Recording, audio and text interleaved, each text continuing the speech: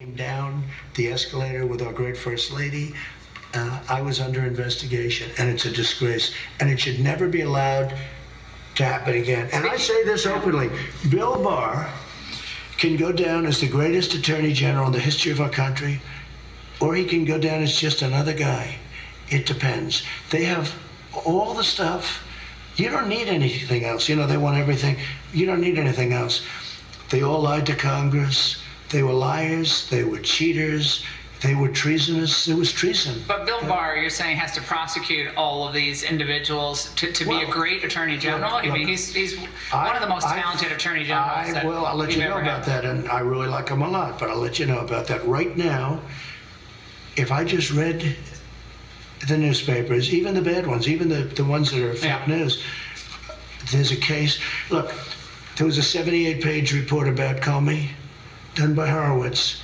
And I have to tell you, Inspector General Horowitz, I have to tell you that report was one of the most brutal reports I've ever seen. Let's see what happens with it. The report on McCabe was one of the most brutal. I actually read them.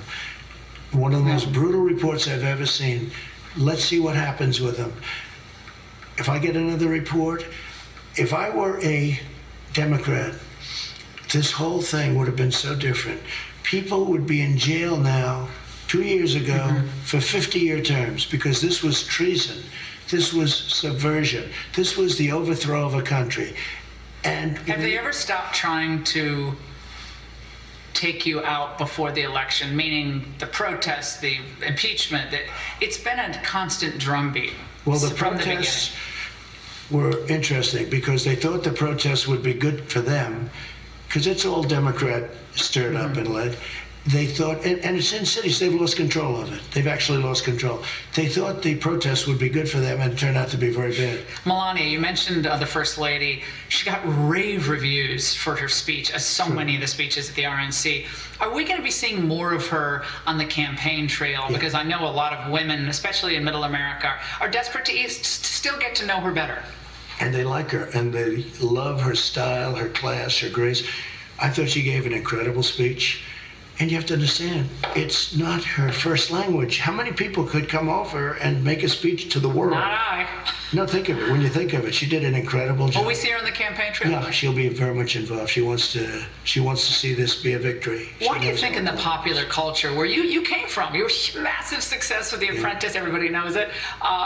Why do you think there's this push for massive ideological conformity in Hollywood, in the entertainment industry, comedians, everyone? Why is that happening? Why are they so unhinged now? They are unhinged, but you know, a lot of those people are going to vote for me because they don't want to lose their money. Because they know if Biden gets in, the stock market's going to crash, they're going to lose their money. And I saw a recent number on Beverly Hills, the people in Beverly Hills, California, where I had a home, sold it, but I lived for a while, you know, on and off, because I was doing a project out there. Beverly Hills, California, that many, many people voted for me, and then I'll see them on television saying bad things. And they say, you know, that person voted for you. A large percentage of people voted for me. But they're afraid to say so. Yeah, but they don't want to lose their wealth. You know, they're greedy people. They don't want to lose their wealth. So they'll talk one way, but they're going to vote another way. And I think I saw one poll, 62% of the people said they were lying about the polls. I think that's going to be, I will say this. The polls were right in 2018. Republicans lost a lot, but you weren't on the ballot. Well, 2018, I was on the ballot. Right. They try and tag me with that. You're going to win the House, and you're going to get rid of Pelosi. You're going to win the House. You're going to win it. We're going to win here. The Senate's going to be tough, but we're going to, I think, come through. But you're going to win the House because people are angry. And 2018, you know, they tried so hard, but I wasn't on the ballot. And they went out and did polls on that too. Many people said, I'm not voting if Trump's not on the ballot. Watch what happens. The level of enthusiasm for this campaign is far greater. Hey, this crazy Michael Moore said it the best. He said, I've never seen anything like it. The level of enthusiasm now. Do you think you can win the popular vote? It's more than 2016. The popular vote. People say it's important for you to win it, not because you wouldn't be president, but because it sends a message to the country, and that itself calms down. So conservatives or Republicans in blue states, that would kind of like, oh, it doesn't matter if I vote. What do you tell them I tonight? think I could win. I think I did win the popular vote in a true sense. I think there was tremendous cheating in California. There was tremendous cheating in New York and other places. And if you take a look at the Libertarian, you know, they always talk about Jill Stein. Jill Stein took, what, 0.5%? They talk about Jill Stein. Well, I have a Libertarian. I'm somewhat Libertarian. I have to be honest with you. Rand Paul will tell you that. I have a Libertarian candidate on last time that got, what, 4.5% or so. Those are all Republican voters. They're wasting their vote because they have to vote for us. But this time, the popular vote would be a huge message to the country. If there wasn't a Libertarian on the ticket, I would win the popular vote. I would have won it last time. Okay. And finally, Mr. The President. biggest risk we have, I have to say, is this whole crazy thing where they're sending out 80 million ballots to people that don't even know what a ballot is. They're getting them. They're sending them all over. Applications for Who's voting. sending them? Where are they sending them? They're sending 80 million ballots to everybody. And there's tremendous cheating going to go on, as sure as you're sitting there. And all you have to do is look at the recent races that happened. It's the single biggest problem that there is, because everybody wants an honest election. I want an honest election. How do you know in Michigan if you're down by 50,000 votes? Like, if they're down by 50,000 votes, the Democrats, the next week, Governor Whitmer said, "Oh, we found 50,000 votes." It's People are crazy worried about thing. that. No. What can you say to Well, supporters it's today wrong. about It shouldn't. The courts. It's in many courts, and hopefully the courts will stop it. If you take a look at what's going on with that, where they're sending unsolicited, I came up with a new name because they call them universal, they call them live. They're unsolicited. You're sending out 80 million ballots unsolicited. Then you have solicited ballot. That's an absentee ballot. It's the biggest problem. You look at New York, Carolyn Maloney. They gave her a victory. They don't even know where the ballots are. You look at, you take a look at what's happening in New Jersey. You take a look at what's happened in Virginia. You take a look at what's happening all over. These are small little races that are easy. They can't find the ballots. The ballots are a fraud. Now we're sending 80 million ballots out. Hillary says you're not going to leave office if you lose. Well, you're not going to leave office. How do you respond to I her? think Hillary's a sick woman. Honestly, she's deranged. Remember the famous debate where she said, will you, respect the wishes of the voter?